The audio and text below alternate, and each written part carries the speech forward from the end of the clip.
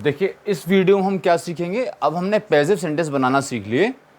तो passive sentence अभी तक हमने वो बनाना सीखी हैं जो हम एक्टिव सेंटेंस पहले करके आए थे, उनको कैसे पैसिव होंगे वो हमने बनाना सीखे हैं। बिल्कुल उसी तरीके जैसे कि एक्टिव सेंटेंस सीख रहे थे सभी टेंसों में, प्रेजेंट में, पास्ट में, फ्यूचर में, उसी तरीके से उन्हीं टेंसों को हम पैसिव में कैसे करेंगे वो हमने बनाना सीखा। लेकिन अब हम ऐसे सेंटेंस को पैसिव करना सीखेंगे जो ना ने नी पे खत्म होंगे, ऐसे वाक्य जो ना ने नी की काम पर खत्म हो जाएंगे, ऐसे काम से खत्म होंगे जो काम ना ने नी पे खत्म होगा। ठीक है, तो जो मैं इसके लिए आपको बता दूं कि जो वर्ब, जो काम इंग्लिश में ना ने नी पे खत्म होता है, जब उसकी इंग्लिश बनाते हैं तो ऐसी क्रिया को, ऐसे काम को इन्फिनिटिव वर्ब कहते हैं। क्या कहते हैं? Infinitive verb. ठीक है, और इन्फिनिटिव वर्ब हमेशा अगर नाने नी पे खत्म हो रही है तो नाने नी वाली वर्ब को जो बनाने का फॉर्मूला है, इन्फिनिटिव वर्ब को जो बनाने का फॉर्मूला है, मैं आपको बता दूं। ठीक है, यहां एक बार देख लीजिए, इन्फिनिटिव वर्ब, इसको जो बनाने का फॉर्मूला है वो होता है 2 प्लस वर्ब की फर्स्ट फॉर्म, ये होता है। ठीक है, जैसे जाना तो ये बनेगा 2 और वर्ब की फर्स्ट फॉर्म गो।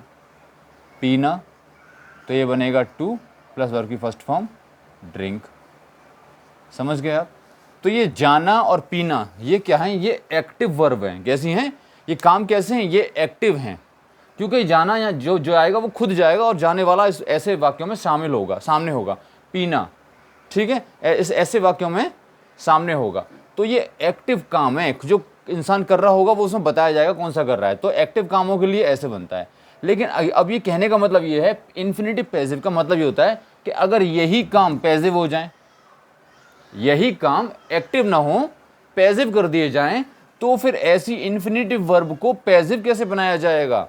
ये तो एक्टिव बनी है अभी, ठीक है, लेकिन यही पैसिव कैसे बनाया जाएगा? जैसे मान लीजिए ये कहता है पकाना, ठीक है, तो ये तो बन जाएगा टू कुक, 2 प्लस वर्ब की फर्स्ट फॉर्म। ठीक है, लेकिन अगर यही हो जाए पकना, ठीक है, मैं बोलूं खाना पकना है, अभी तो आज खीर पकनी है, तो यहां पे पकना जो हो गया ये पैसिव वर्ब हो गई। अब ये कैसे बनाएंगे, ये सवाल है। ये सीखेंगे इन्फिनिटिव पैसिव, इसको कहते हैं इन्फिनिटिव पैसिव। तो हम यहां पे ये सीखेंगे कि अगर कोई ऐसी इन्फिनिटिव वर्ब है जो पैसिव है तो उसको पैसिव कैसे बनाएंगे। और ऐसी पैसिव वर्ब जो है वो बीच में भी हो सकती है और वाक्य को खत्म करने वाली भी हो सकती है। ठीक है, मैं आपको करके यहां बताऊंगा। देखिए, जैसे आज खीर पकनी है, पकाने वाला कोई दिख रहा है आपको? कोई भी नहीं दिख रहा। ठीक है, तो आज खीर पकनी है, तो इसका मतलब ये सेंटेंस पैसिव हो गया। लेकिन जो हमारी पैसिव जो वर्ब है वो हमारी आखिरी जो वाक्य को खत्म कर रही है, वो वर्ब हमारी नाने नी पे खत्म हो रही है, तो ये एक इन्फिनिटिव वर्ब भी हो गई। तो हमें इन्फिनिटिव वर्ब को पैसिव बनाना होगा। तो इन्फिनिटिव वर्ब को जो पैसिव बनाने का जो फॉर्मूला है वो मैं आपको बता दूं वो क्या है। ठीक है, उसको आप समझ लीजिए। इन्फिनिटिव वर्ब को पैसिव बनाने का फॉर्मूला होता है 2 प्लस बी प्लस वर्ब की थर्ड फॉर्म। ये है इन्फिनिटिव वर्ब को बनाने का पैसिव फॉर्मूला। तो करके देखते हैं। ठीक है, आज खीर पकनी है, सबसे पहले क्या आएगा? सब्जेक्ट खीर, तो द पुडिंग, खीर को कहते हैं पुडिंग। ठीक है, अब पुडिंग एक है, खीर एक है, तो क्या लगेगा? प्रेजेंट का सेंटेंस है तो इज लगेगा। ठीक है, कंटिन्यूअस तो है नहीं, तो इज लगेगा, इंडेफिनिट माना जाएगा ये।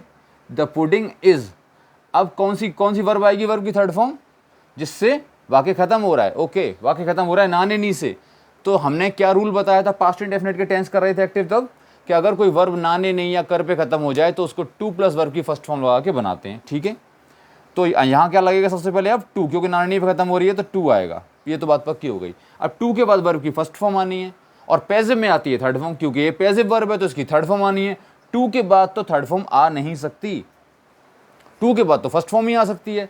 तो हमें यहाँ पे पहले फर्स्ट फॉर्म लेनी पड़ेगी। तो फर्स्ट फॉर्म एक हमें ऐसी वर्ब लेनी पड़ेगी जिसका अपना कोई मतलब ना निकले। अगर मैं यहाँ पे ईट रख दूँ तो इसका मतलब हो जाएगा खाना, मैं गो रख दूँ तो जाना, तो जाने वाली बात हो जाएगी। तो यहाँ पे जाने वाला तो कोई काम नहीं हो रहा। तो हमें ऐसी वर्ब रखनी है जिसका अपना कोई भी अर्थ ना हो, वो अर्थ से खाली हो, लेकिन बस एक काम कर दे। ठीक है, हमारा काम कर दे, जिसका कोई असर ना पड़े। तो यहाँ पे हम रख देंगे बी, तो टू की वजह से जो फर्स्ट फॉर्म आनी थी वो ये आ गई बी। अब इसका असर यहाँ तक है, इसने फर्स्ट फॉर्म ले ली, अब आगे डिमांड नहीं करेगा ये फर्स्ट फॉर्म लेने की। अब आगे आप कोई भी फॉर्म लगा सकते हैं जो ज़रूरत है, जैसे कि वर्ब की थर्ड फॉर्म। तो अब वर्ब की थर्ड फॉर्म पकने की थर्ड फॉर्म हम कुकड लगा सकते हैं, तो हमारा सेंटेंस भी बन गया। The pudding is to be cooked, यानी कि आज खीर पकनी है।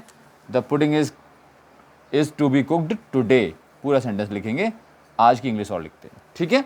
तो सेंटेंस बन गया, ये ऐसे बनाना है। एक एग्जाम्पल करके और देखते हैं, ठीक है। एक एग्जाम्पल करके अभी और देखते हैं, फिर आपको और समझ में आ जाएगा। जैसे कि, ठीक है, क्या तुम्हारे कपड़े धुलने थे? क्या तुम्हारे कपड़े धुलने थे, पूछ रहे हैं। सेंटेंस है, कैसे बनेगा? इंट्रोगेटिव सेंटेंस है, किसका? पास्ट का। तुम्हारे कपड़े धुलने थे, कंटिन्यूस तो है नहीं, परफेक्ट भी नहीं है, तो क्या आएगा? ये इंडेफिनिट में आएगा। सबसे पहले क्या आएगा? वॉज या वर, तो कपड़े एक से ज़्यादा हैं तो क्या आएगा? वर। फिर क्या आएगा? सब्जेक्ट क्लोथ, वर किसके क्लोथ हैं? तुम्हारे, तो यहाँ पे आएगा वर योर क्लोथ, ठीक है। वर योर क्लोथ क्या होना था? धुलने। ये नानी पे खत्म हो रहा है तो इन्फिनेटिव है, तो टू तो लगेगा पक्का पहले, ठीक है। फिर क्या आएगा? वर्ब की फर्स्ट फॉर्म आनी है तो यहाँ बी लगानी पड़ेगी, या फिर ये फॉर्मूला देख लीजिए, टू प्लस बी, टू के बाद बी आया प्लस वर्ब की थर्ड फॉर्म धुलने की, washed. Sentence complete.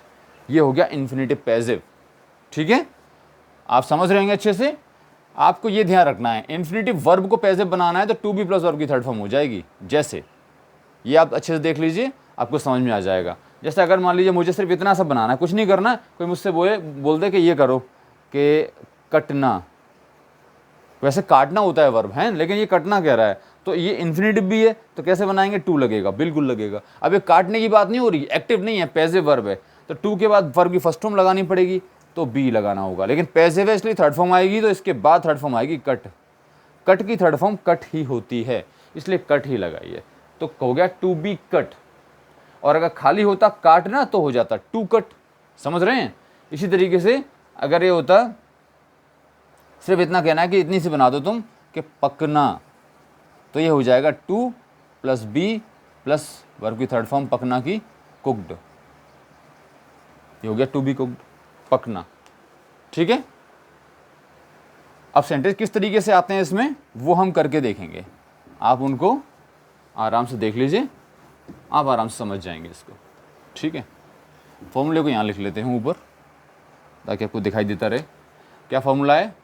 To plus be plus verb की थर्ड फॉर्म, ये फॉर्मूला है इन्फिनेटिव पैसिव बनाने का। सेंटेंस, किताब दी जानी है, ठीक है, ये हो गया सेंटेंस। कैसे बनेगा? द बुक, सब्जेक्ट आएगा सबसे पहले, प्रेजेंट का एफर्मेटिव सेंटेंस है, कोई सवाल तो नहीं हो रहा, द बुक, फिर क्या आएगा? इज, किताब एक है, फिर क्या आएगा? दी जानी है, ये नानी पे खत्म हो रहा है, देने वाला काम, तो टू आएगा। फिर वर्ब की थर्ड फॉर्म से पहले क्या आएगा? बी, फिर वर्ब की थर्ड फॉर्म देने की, given. Sentence complete. The book is to be given. दूसरा, उसे बुलाया जाना है, उसे बुलाया जाना है, क्या होगा ये? ही, सब्जेक्ट आ गया, फिर क्या आएगा? ही के साथ इज आएगा, क्योंकि प्रेजेंट इंडेफिनिट का सेंटेंस है, अफर्मेटिव। फिर क्या आएगा? टू, फिर बी, क्योंकि जो वर्ब वाक्य खत्म हो रहा है बुलाए जाने से, तो ये वर्ब है, ये पैसिव है और इन्फिनेटिव भी है, तो टू बी प्लस वर्ब की थर्ड फॉर्म बुलाने की, कॉल्ड। सेंटेंस कंप्लीट, उसे बुलाया जाना है, ठीक है। आगे, अच्छा, जैसे कि अगर बोला जाए कि तुमको पिटना है, तुमको पिटना है, ये सेंटेंस है हमारा। क्या बनेगा? सबसे पहले तुम के लिए यू, यू के साथ क्या लगता है प्रेजेंट में? आर, और फिर क्या लगेगा? जिससे वाक्य खत्म हो रहा है उस वर्ब को बना रहे हैं, पिटना, ये नानी पे खत्म हो रही है, तो जाहिर सी बात है टू लगेगा। फिर वर्ब की थर्ड फॉर्म से पहले बी प्लस वर्ब की थर्ड फॉर्म पिटने की, बीटन। सेंटेंस कंप्लीट, ठीक है। तुमको पिटना है, you are to be beaten, ये इन्फिनेटिव पैसिव हो गए। ये हमें क्यों बनाने की जरूरत पड़ी? क्योंकि कभी कभी जो वाक्य को खत्म करने वाली वर्ब होती है वो नाने नी पे खत्म हो जाती है और वो पैसिव हो, तो हमें ये करने की जरूरत पड़ती है। अब पैसिव ये वर्ब है, ऐसे कैसे पता चलेगा? ये पता ऐसे चलेगा कि इस वर्ब को देखिए, करने वाला जो काम जिसको करना चाहिए वो इसमें मौजूद है क्या? तुमको पिटना है, या तुम पीटने का काम तो नहीं कर रहे, तुमको तो पिटना है, कोई और पीटेगा, वो इसमें है नहीं। मान लीजिए सेंटेंस है उसे बुलाया जाना है, उसे बुलाया जाना है, उसे तो बुलाया जा रहा है, उसको कौन बुलाएगा वो तो सेंटेंस में शामिल नहीं है, तो इसका मतलब ये पैसिव सेंटेंस है। और पैसिव हमेशा क्या होता है? जिससे वाक्य खत्म हो रहा है वो वर्ब पैसिव होती है, या कभी कभी बीच में आने वाली वर्ब भी पैसिव होती है। और अगर बीच में आने वाली वर्ब पैसिव है तो वो इन्फिनिटिव पैसिव ही होगी, इसके चांस 99% पूरे हैं, क्योंकि वो जो बीच में वर्ब आ रही है वाक्य के वो भी पैसिव हो सकती है, तो वो इन्फिनिटिव पैसिव ही बनेगी। एग्जाम्पल करके देखते हैं, जैसे वह पिटने जाएगा, ठीक है, वह पिटने जाएगा। तो यहां पे ये सेंटेंस है, ये पूरा सेंटेंस पैसिव नहीं है, इसमें एक वर्ब पैसिव है। कौन सी?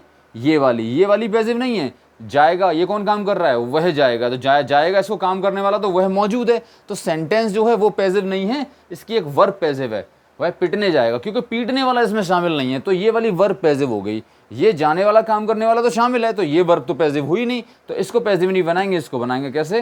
ही आएगा, फिर विल या शैल में से विल आएगा, क्योंकि फ्यूचर इंडेफिनिट का सेंटेंस है, ठीक है। फिर क्या आएगा? जाएगा, वर्ब की फर्स्ट फॉर्म कौन सी? जिससे वाक्य खत्म हो रहा है, वाक्य खत्म हो रहा है गो से।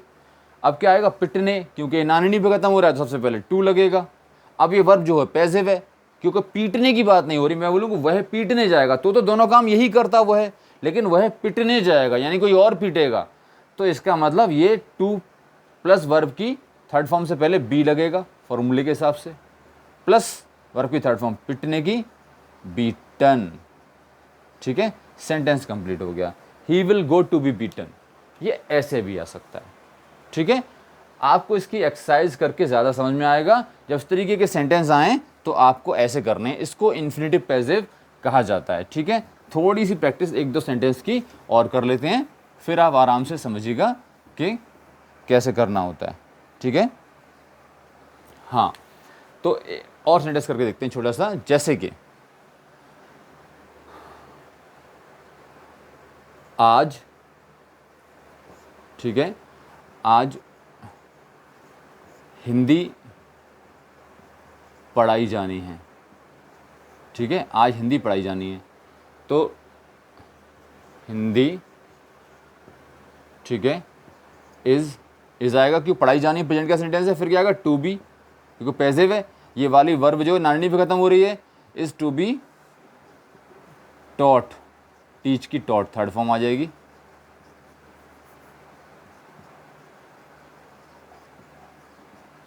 Hindi is to be taught, कब? टुडे, आज पढ़ाई जानी है, ठीक है। इस तरीके से ये सेंटेंस बनेंगे और ख़त्म होंगे। आप एक्सरसाइज करेंगे, इसकी प्रैक्टिस करेंगे, और ढूंढ के जब भी आपको अगर ये सेंटेंस आते हैं इस तरीके के, तो ध्यान में रखना है कि किस तरीके का सेंटेंस है, एक्टिव है या पैसिव है।